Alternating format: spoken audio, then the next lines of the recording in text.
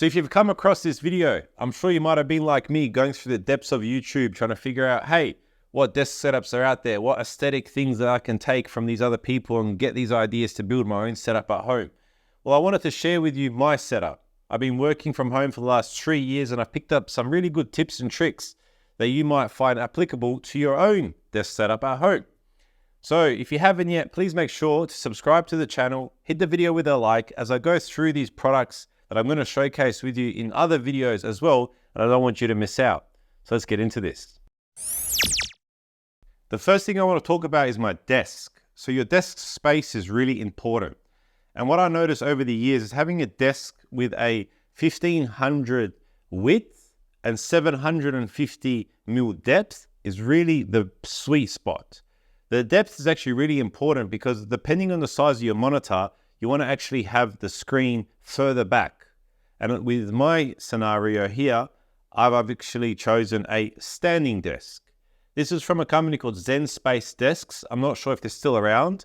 I purchased it about 3 years ago with this white tabletop that's a bit higher quality than the stuff that you can buy from IKEA. It also includes a cable management tray that's able to consolidate all the cables in a neat manner. Obviously, having a nice desk space wouldn't be complete without having a nice desk mat. And in my case, I'm using the SteelSeries QCK Quick 3XL gaming mouse pad.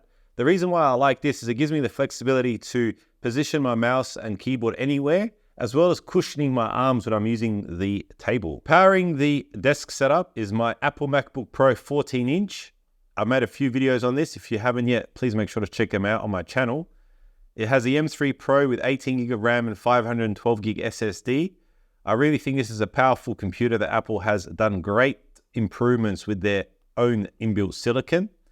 And I also have a Samsung T5 connected to it, which has a 1 terabyte drive for when I can't fit everything onto my 512 gig SSD. The Apple MacBook Pro is connected to my Dell U3821DW. This is a 38-inch widescreen display with a 3840 by 1600 resolution. Now, there's a couple reasons why I chose this screen. I love working in a widescreen environment, especially when you're doing anything from home, and in any work environments, you usually have multiple applications open.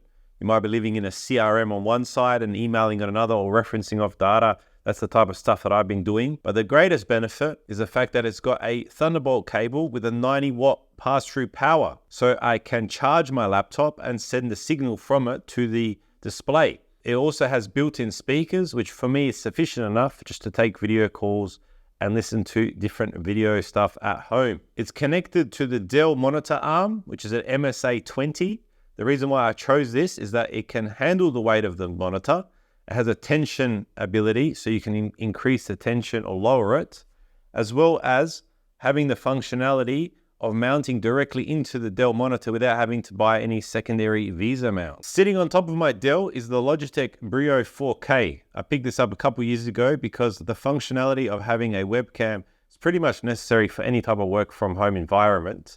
The Logitech MX Keys Advanced is my keyboard of choice, and I have a particular reason for this, and it was because I used to have two computers connected to the monitor. One was my Windows work computer, and obviously my Mac. And switching between these two made it really simple by just pressing the different Bluetooth connectivity options, and it paired seamlessly. The Logitech G Pro X Superlight 2 is a recent add to my desk setup. The reason why I went for this is because it plays really nice with Mac. And if you haven't considered a productivity mouse yet, you might want to, because of the reality that other mice tend to have acceleration, which makes using the mouse across the screen slightly less predictable, and it's just something that I found that the sensors tend to be a little bit better. They did upgrade it to USB-C charging, but the adapter is still USB-A. Luckily, on the bottom of my monitor, I have a USB-A port to connect it in to get the full speed that this mouse can provide. I have a full review of the mouse coming up on my channel, so make sure to subscribe. The LED on the wall and the LEDs behind the desk are made by Nanoleaf.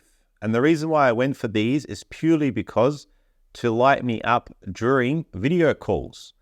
And the big benefit of having these attached to the wall is that you can save space. Because I really like the fact that I can pair these with HomeKit, and with a little click of the new widget on my desktop, I can turn them all on or off very quickly and seamlessly giving me some lighting during a call or bias lighting when I'm working on a screen by myself. Next to my desk, I have a filing cabinet that's completely made of metal. I'd highly recommend you get one that's designed from metal, and it just keeps things looking really neat and tidy. Now, the one thing keeping me company at home is my cat. And Muzzy loves hanging out in his furry tail boss chair.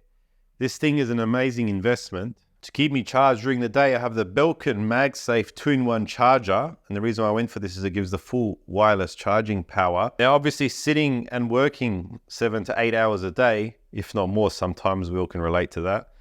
You want to have a comfortable chair.